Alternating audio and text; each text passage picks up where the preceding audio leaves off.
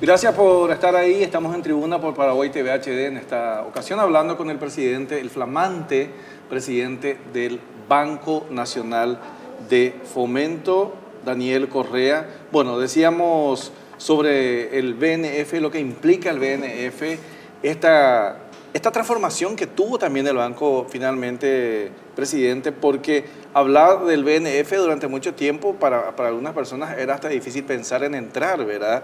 Hoy por hoy a lo mejor hay gente que está entrando porque se lo obligó a través del pago de salarios, pero también a nivel general, ¿cómo estás asumiendo la presidencia? ¿Cuál es el posicionamiento que te parece que tiene este banco en la gente en general hoy?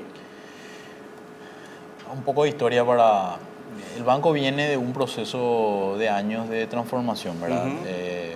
Para aquellos que tienen un poco más de edad, deben recordar de que a principios del 2000 el banco sufre un impacto muy fuerte, primero de la crisis económica y obviamente también de algunos manejos poco claros, poco transparentes que se dieron en esos tiempos, ¿verdad? Que justamente lo mancharon más todavía. Que generaron un proceso digamos, que obligaron a un proceso de cambio, ¿verdad? Y eso se inicia ya por el 2004-2005 también con la asunción de Germán Rojas como presidente del banco, con un proceso de transformación y de recuperación del banco. Posteriormente vinieron otras administraciones que empezaron a construir sobre ese cimiento. Y hoy el banco se encuentra en una posición bastante sólida desde el punto de vista financiero, ¿verdad? Los ratios financieros son muy positivos. Los procesos de expansión también del banco han sido muy satisfactorios. Pero nos falta realmente ese salto importante en términos de convertirnos realmente en un brazo ejecutor de la política económica, ¿verdad? Y eso significa mucha mayor presencia en sectores donde hoy se está generando empleo. Hoy la economía viene teniendo una transformación también muy fuerte. El sector agropecuario, si bien es importante, ha dejado de ser, digamos, el mayor sector de generación. Y eso implica también una visión diferente de lo que de cómo debe responder el banco, ¿verdad? Hoy hay sectores que han tenido un crecimiento muy fuerte. Yo no me canso en repetir esto. Hace 2 años, más o menos, cuando hablábamos con el presidente, en ese momento senador, le decía... me pedía recomendaciones, ideas, ¿verdad? O qué yo pensaba de cómo debía crecer el país en los próximos años.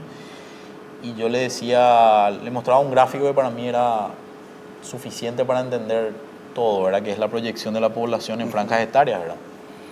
Y le decía que en los próximos 5 años van a haber casi 600.000 personas más en las ciudades. De las cuales, de esas 600.000, probablemente el 80% va a ser personas de menores a 40 años. Y casi el 80% de esa población nuevamente va a ser millennials, que tienen características muy particulares en cuanto a la demanda de empleo, a la demanda de vivienda, a la demanda de servicios básicos en general, ¿verdad? A la paciencia. A la paciencia, a la conectividad, sí. Al relacionamiento.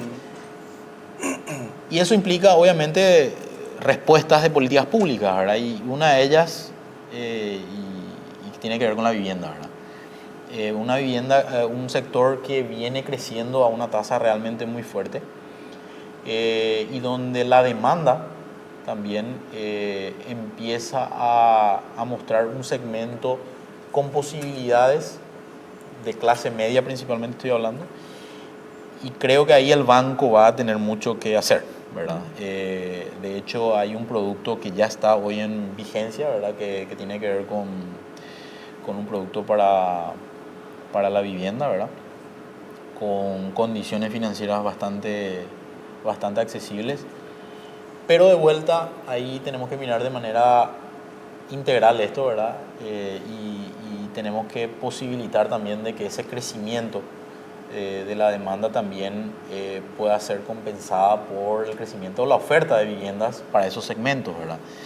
En algún momento tuvimos un crecimiento muy fuerte de viviendas, pero de un segmento muy alto, ¿verdad?, de la población, o crecimiento también de la clase, digamos, de viviendas sociales, ¿verdad?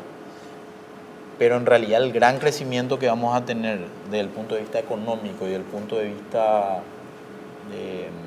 del flujo financiero va a estar vinculado con la clase media, ¿verdad? De hecho, hay estudios que nos dicen de que si en los próximos años o por cada año pudiéramos generar aproximadamente entre 15 y 20 mil viviendas año para esa clase media, podríamos impactar en el Producto Interno Bruto en aproximadamente 1% más de lo que hoy se crece. Eso es muy bueno. O sea, si hoy estamos creciendo entre 4 y 5%, podríamos crecer entre 5 y 6%, ¿verdad? Y eso obviamente tiene un impacto, no solamente desde el punto de vista macro, sino desde el punto de vista microeconómico, porque si construimos una casa, eso está generando aproximadamente 15 empleos entre directos e indirectos. El plomero, el herrero, el carpintero, el albañil, el que vende los repuestos, el que vende los insumos, el que transporta eso, en la ferretería. O sea, tiene un impacto realmente multiplicador muy grande, ¿verdad? Presidente, ¿cómo hacer, por ejemplo, o sea, todo este trabajo, mientras tanto uno tiene bancos con intereses más altos, pero con una campaña publicitaria y de todos los medios bastante fuertes porque tienen recursos para eso, y entre tanto un banco como el Fomento, que sus intereses justamente es eso, son tasas más bajas. El costo operativo más bajo también, ¿verdad? ¿Cómo llegar a eso? Porque es como vas compitiendo ya de manera desleal, digamos, con productos con menos intereses que a nosotros nos debería interesar, pero con una campaña masiva importante. Yo diría, no diría que es una competencia desleal, yo creo que una competencia desigual, ¿verdad? Más que desleal. Creo que al ser una institución pública se rige obviamente por las reglas del derecho administrativo y requiere, digamos, del cumplimiento de reglas establecidas por el sector público. Ahora, nosotros tenemos un ente regulador, como el Banco Central, la Superintendencia de Banco en este caso, que regula a todo el sistema, ¿verdad? Entonces jugamos el partido con reglas del sector privado, obviamente con las limitaciones que tiene una institución pública, ¿verdad? Y ahí, obviamente, está todo lo vinculado con las contrataciones públicas, con la facilidad de poder hacer mejores y mayores promociones, tiene que ver también con la logística, tiene que ver un poco también con el marketing que podemos hacer y tiene que ver un poco también con la burocracia interna que tenemos nosotros como instituciones públicas, ¿verdad? Pero por otro lado, nosotros tenemos un gran potencial porque tenemos realmente recursos ociosos que hoy debieran ser destinados y generar impacto en la gente, ¿verdad? Creo que lo que tenemos que empezar a trabajar es en una complementariedad que vengo diciendo, ¿verdad? Donde hay sectores donde hoy el sector privado, la banca privada, realmente es muy eficiente. Y donde el trabajo del Banco de Fomento quizás no sea lo más recomendable, ¿verdad? Porque si hay un sector que ya está haciéndose eficiente, no requiere la presencia de... Claro, también con tanta competencia, porque si por ejemplo el funcionariado público hoy cobra, no sé cuál es el porcentaje que está cobrando en el BNDES, obviamente ese otro que perdió esa clientela se vuelve mucho más bueno, o sea, le da un valor agregado, a lo mejor si antes te daba un café negro, ahora te va a dar un café con leche y te pone un sofá, ¿verdad? Para que te sientes y espere, presidente. La competencia, la competencia es sana, sí. Yo soy un convencido de eso. Sin embargo, nosotros tenemos una gran oportunidad como banco, ¿verdad? Nosotros el año pasado incorporamos aproximadamente 97.000 nuevos clientes con la migración de los salarios, ¿verdad? Eso obviamente nos brinda un abanico de posibilidades, ¿verdad? Sin descuidar el rol de fomento que tenemos, ¿verdad? O sea, ¿quién no querría tener 97.000 nuevos clientes, ¿verdad? De una. Y con las posibilidades Ayer hablábamos con los miembros del directorio y decíamos, bueno, qué más podemos hacer para convertirlos a esos clientes en clientes totales, ¿verdad? Que podamos vender más y mejores servicios, ¿verdad? Claro, que dependan del banco, ¿verdad? Depende del banco, que no tengan esa intención de decir, mira, el otro banco me da mejores servicios y prefiero mudarme. O me ¿verdad? acostumbré a ese banco, O que me es lo que se da mucho, ¿verdad? Ojo que los datos que me han pasado y que son muy llamativos era que realmente un muy bajo porcentaje finalmente terminó volviendo a sus orígenes, digamos, ¿verdad? Y eso llama la atención, pero también refuerza un poco el compromiso de que nosotros como banco podamos ofrecerle más servicios. Y esos más servicios significa realmente darle la posibilidad al funcionariado de que en el banco pueda encontrar productos financieros mucho más sofisticados, ¿verdad? Y bueno, estamos trabajando con eso. La idea es que en los próximos meses tengamos productos financieros también consolidados y que podamos hacer mucha mayor promoción y que encuentren realmente en el banco una posibilidad de crecimiento, ¿verdad? ¿Cuántos clientes, simplemente para hacer números, ubicar, cuántos clientes tiene el banco hoy el banco tiene sumados entre depositantes, prestamistas de los distintos sectores, personas que tienen algún tipo de cobros, ya sea de algún tipo de subsidios y demás. Estamos hablando de entre 900 y 1 millón de clientes, ¿verdad? Son muchísimos. Mucho. No, definitivamente el impacto que tiene el banco es enorme, pero de vuelta, acá, si bien en volumen somos realmente importantes, lo que tenemos que trabajar en la calidad de ese servicio y en brindarle mucho más volúmenes a esas operaciones, darle mayor rentabilidad también al cliente con esas operaciones y efectivamente empezar a afectar sectores claves de la economía, ¿verdad? Estamos conversando también ahí dentro del directorio en la posibilidad de la creación de una unidad específica relacionada con las MIPYMES, ¿verdad?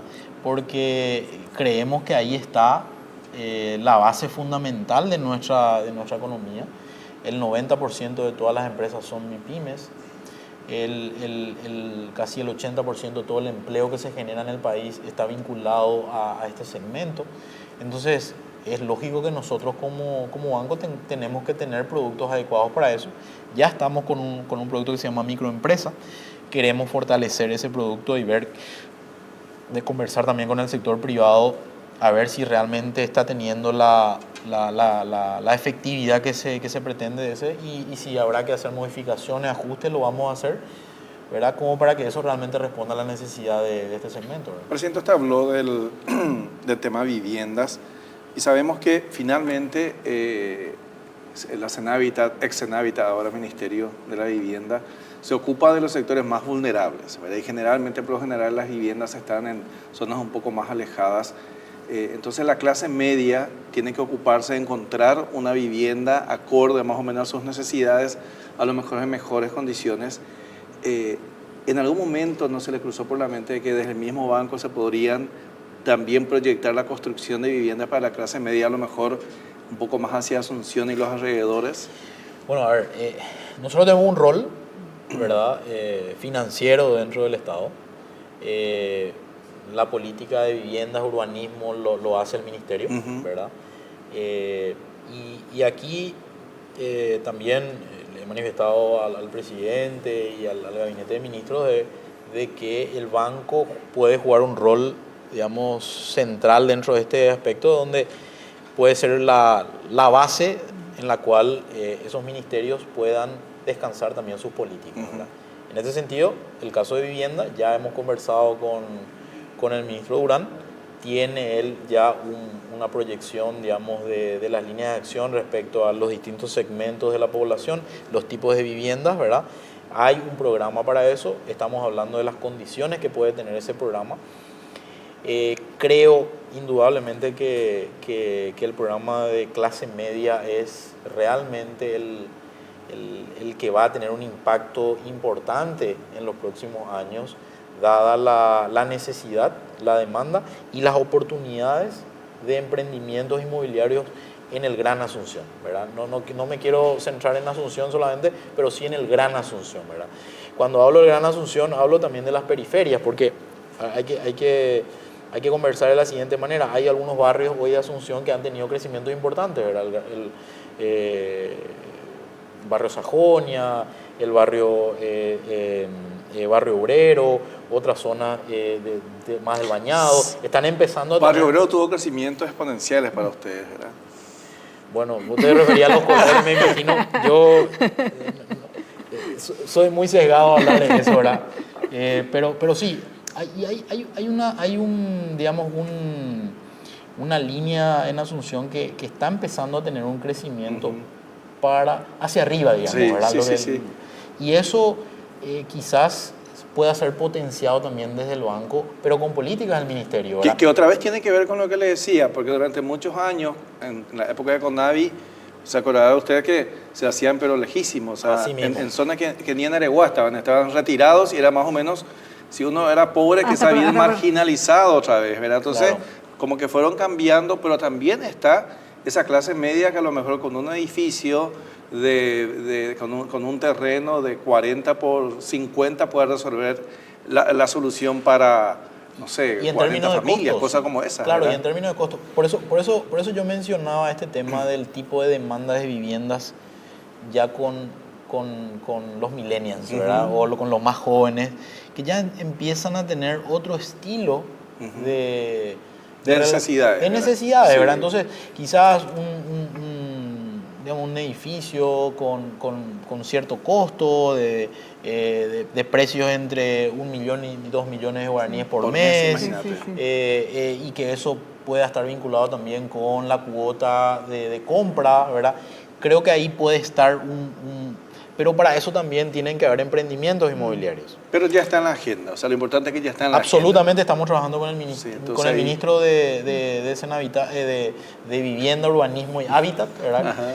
Y bueno, estamos nosotros prestos para acompañar ese proceso, lo mismo en agricultura y lo mismo en industria. Sabemos que está recién asumiendo, pero ya lleva un tiempo trabajando en esto. La cuestión de créditos para vehículos que había sido un boom, ¿cómo está ahora? O sea, ¿van a seguir con eso? Vamos a seguir. ¿Tienen una aceptación? De hecho, sí, es un producto que ha tenido un crecimiento muy, muy importante. De hecho, tuve conversaciones con miembros también del sector privado, ¿verdad? Donde también se pretende ampliar esto a vehículos ensamblados, a vehículos también que están vinculados con el ahorro de energía, ¿verdad? El ahorro energético, ¿verdad? Los vehículos eléctricos. Estamos empezando a mirar también ese tipo de oportunidades y con un rol económico, pero también con un rol social, ¿verdad? De sostenibilidad, ¿verdad? Queremos empezar a mirar eso. Estamos ya conversando, creemos que podemos tener una buena aceptación en esa línea. Y bueno, acá todo lo que tenga que ver con dar mayores posibilidades, mayores oportunidades y tener mayores productos financieros para nosotros va a ser fundamental, ¿verdad? Por lo visto están hablando. El día pasado me tocó entrevistarle al ingeniero Ferreira, me decía, ¿por qué no pensar 30 kilómetros de camino verde? Y uno se decía, imagínate sin ruido, que sea eléctrico. Y bueno, usted dice también lo mismo, es como que va todo relacionado o un camino a algo, ¿no? Y hablábamos también con la gente vinculada a la industria, ¿verdad? De hoy el parque de máquinas del sector industrial también ya empieza a tener una obsolescencia, ¿verdad? Y se requiere, digamos, de nuevas máquinas, las máquinas más amigables con el medio ambiente. Y eso también requiere de una inversión importante, ¿verdad? Y estamos hablando también de por qué no tener una línea de financiamiento hacia un uso más correcto de la energía, ¿verdad? Bueno, estamos hablando con el presidente del Banco Nacional de Fomento, hablamos entonces sobre, bueno, todo lo que tiene que ver cómo encontró. Se hablaba de una mudanza, ¿eso sigue en pie o van a revisar, presidente, la construcción de una nueva sede para el banco? ¿Ya quiere irse el centro o cuál es porque ese edificio es emblemático, obviamente, ¿eh? El edificio del BNF creo que es uno de los primeros más grandes. Es el emblema en la ciudad. Uh-huh. Yo me siento muy orgulloso de ser parte de ese edificio, ¿verdad? Realmente Es algo... Sigo maravillándome Sí. las veces que estoy ahí, ¿verdad? Y entrar a ese me banco, fascina, ¿verdad? me fascina, realmente estoy enamorado de eso. Sí, existe el proyecto, es a ver, hay que mencionarle también a la gente para que entienda un poco, ¿verdad? Tiene digamos una belleza ese edificio, pero también está empezando a tener dificultades en cuanto a digamos, a su espacio, ¿verdad? Y a su practicidad en términos de lo que hoy se pretende en un banco, ¿verdad? Entonces se está pensando también en ver la posibilidad de que, bueno, obviamente ese edificio va a estar ahí, va a seguir siendo un ícono de la ciudad, seguramente va a tener otra utilidad en términos de seguir recibiendo operaciones, transacciones y demás, pero quizás digamos, todo lo que tiene que ver con el back office de un banco vaya a otra sede. Hay un proyecto en este momento en una fase muy preliminar de diseño, se culminó un proceso de un concurso, para el diseño, ¿verdad? Sí. Que fue bastante abierto, fue bastante interesante, pero bueno, esto está, seguramente la próxima semana voy a tener un poco más de tiempo para mirar y enfocarme un poco más en esto, pero sí, hay un proyecto, en realidad no es salir de la ciudad, es a unas cuadras, ¿verdad? Unas propiedades que tiene el banco y por qué no hacer también un edificio, digamos, moderno, emblemático de la ciudad y representar lo que hoy es el banco, ¿verdad? De un banco con historia, con tradición, pero ya innovador. Sí, que es lo que veíamos justamente en el diseño. Hablamos al comienzo y acá viene ya la última pregunta, agradeciéndoles el tiempo al presidente por visitarnos hoy. ¿Cómo recibe el presidente Marito? Me cuesta hablar de Marito, pero veo que se utiliza mucho esa palabra, ¿verdad? La economía y cómo cree usted que entregaría en 5 años. A ver, en primer lugar, creo que hemos consolidado un proceso de crecimiento y de estabilización económica. Y acá es importante que la gente entienda esto, ¿verdad? A veces estas son palabras vacías, sin mucho contenido, a veces se puede entender de esa manera, pero ¿qué es lo que significa esto, verdad? Y, a ver, si un país quiere crecer, si un país quiere desarrollarse, los grandes números deben estar en orden. No hay país que se haya desarrollado sin que sus grandes números hayan estado desordenados. Esto es regla, ¿no? Es una regla, ¿verdad? De ahí es donde nosotros tenemos que empezar a mirar, ok, si nosotros tenemos los números ordenados, ¿qué nos falta para seguir creciendo? ¿Cuáles son las barreras que tenemos para seguir creciendo? Hoy nosotros, si bien estamos creciendo entre 4, 4,5, ese crecimiento ya no es suficiente para, primero, disminuir la pobreza y con más razón disminuir la desigualdad. Si querés disminuir la desigualdad, tenés que dar mismas oportunidades a la población. Y eso tiene que ver con reformas estructurales. Educación, acceso sanitario, servicios básicos.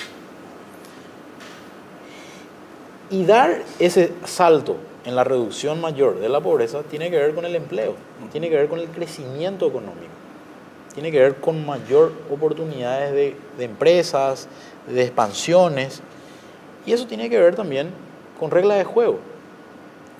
Reglas de juego que están vinculadas con el acceso al crédito, con el respeto a las instituciones y con mayor inversión.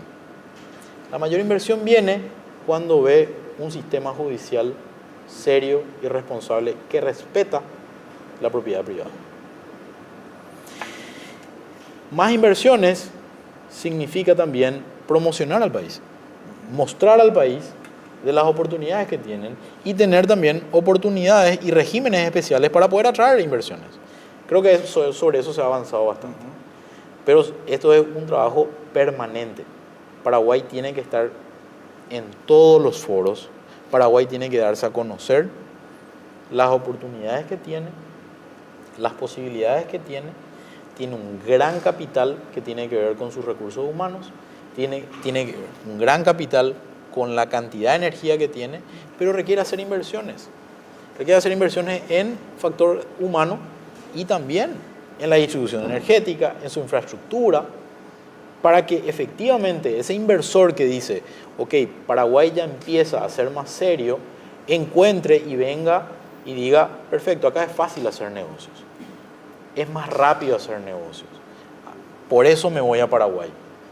No es porque puedo torcer la ley, sino porque realmente ahí se es serio, se tiene la infraestructura y se tiene el capital humano para que uno pueda poner su empresa. Si uno da ese paso, yo estoy seguro que lo que viene en los próximos años, realmente nosotros estamos en un punto de inflexión muy, muy importante. Yo pongo al banco como ejemplo de lo que hoy está, de cómo hoy está el Paraguay. El banco viene teniendo un proceso de mayor transparencia, de mayor institucionalidad también. Porque me decía el presidente saliente, él no tuvo lo que yo tuve, de ese proceso transparente y de transición ordenada de traspaso. Y ese tipo de institucionalidades en un país y a lo largo de todas sus instituciones son importantes. Da la señal de seriedad. Y eso es lo que nosotros como país tenemos que empezar a establecer. Y lo otro que para mí es clave, que tiene que ver con la igualdad de oportunidades. Que mi chico que está en Asunción y que tiene la mejor matemáticas, porque va a un colegio de buena cualificación, sea la misma matemática que tiene en el Alto Paraguay. Sí. Eso es igualdad de oportunidades. Sí. Y hoy la tecnología nos puede permitir hacer eso. Entonces, igualdad de oportunidades, institucionalidad y romper las barreras para el crecimiento nos va a llevar realmente a un proceso de desarrollo. Bueno, muchísimas gracias, presidente del Banco Nacional de Fomento, Daniel Correa. Entonces, Gloria, esta amplia entrevista que tuvimos la oportunidad de conocer otra vez de cerca, en este caso al banco. Sobre todo un rostro y muchos desafíos. Y yo creo que ustedes saben de qué generan hablar de vivienda, hablar de microemprendedores o emprendedores, MIPYMES, hablar de que se pueda tener esa oportunidad o cuántas, por ejemplo, esperan la formalidad en los mercados, es dar dignidad y sobre todo el trabajo social que realizan. Cada persona, ese adulto mayor que cobra a través de los cajeros, o que no hubiesen tenido esa oportunidad si no existía el banco. Hoy, esta siesta, antes de venir por acá, recibía ya la llamada de un ministro que estaba por el interior y me decía, ¿sabías que la presencia del banco más cercana a esta posición que tengo yo es de aproximadamente 150 kilómetros? Me decía. Y aquí también hay gente, aquí también hay paraguayos que tienen sueños, que tienen esperanzas y que tienen expectativas. Eso ya te está viendo o un banco o un cajero. Presencia. Presencia. Es presencia del Estado. Entonces es un banco, es presencia, porque un cajero solo nos habla y no tiene. Podrás pedir dinero, pero no hace. Pero hoy la tecnología, la gran ventaja es la tecnología, que hoy un dispositivo puede hacer que esa distancia se acorte. Así mismo también. Bueno, muchísimas gracias por estar con nosotros, Gloria. Nos vamos. Nos vamos. Bueno, estuvimos así hablando con el presidente del Banco Nacional de Fomento. Ya escucharon ustedes lo que tiene que ver con cómo recibe el banco, las proyecciones, lo que tiene que ver con los créditos. Hay que acercarse delante del banco y, como me decía una vez alguien en una cooperativa, hay que deber también a veces si hay que no puede pagar, ¿verdad? O sea, hay que acercarse, ver la forma de realizar los proyectos que uno tiene. Gracias por acompañarnos. Nos reencontramos la próxima semana.